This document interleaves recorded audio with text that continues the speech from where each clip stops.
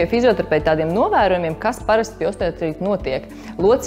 Tā ir locītavu slimība, un locītavām ir noteikts tas ritms, kādā viņi kustās. Locītavām ir fleksija, ekstenzija, iekšēja rotācija, ārēja rotācija, un parasti pie osteoartrītiem, kas ir pirmās vienmēr zūd, iekšēja rotācija un ārēja rotācija. Tas nozīmē, ka locītava kustās uz iekšu, locītava kustās uz āru. Un tas ir tas pirmais, ko mēs pamanām, ka tā amplitūda sāk zust. Un tad tas ir tas, ko mums vajadzētu izstrādāt, locītavas amplitūdu, locītavas mobilitāti, lai locītava būtu kustīga.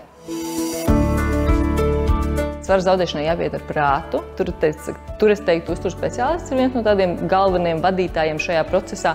Un fizioterapeitam laikam ir galvenais novadīt, lai tas svara zaudēšana notiktu saprātīgi. Jo šeit arī var izvēlēties kustību aktivitātes, ko mēs varam darīt katrā dzīves periodā. Peldēšana lielisks veids, riteņbraukšana lielisks veids, airēšana lielisks veids.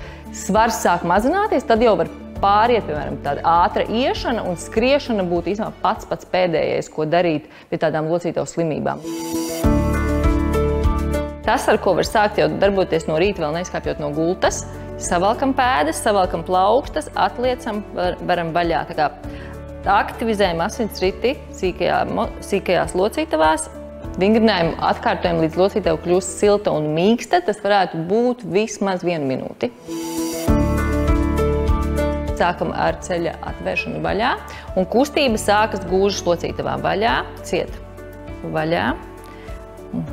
Te kontrolējam, lai gūža viena virs otras, veram celi vaļā, bet kustība sākas gūžas locītavā. Un tagad aiziet ar pēdu vaļā. Un ciet. Vaļā, un tagad gūža rotē uz iekšu. Apakštilps atceļās uz augšu, bet gūžas locītava lielākas griežās uz iekšu. Lai locītava būtu spēcīga, apkārtējiem muskuļiem jābūt spēcīgiem. Un tas ir arī svarīgs tās noteikums, nezaudēt muskuļu spēku. Un to mēs arī darām, piemēram, fizioterapijas laikā, gan kustinam, mobilizējam, gan dodam muskuļu spēku, kas atkal radīs to labu asinsriti, visu šķidrumu apmaiņu ķermenī, kas arī jau stiprina locītavu. Jo locītava ir viens no posmiem visā ķermenī.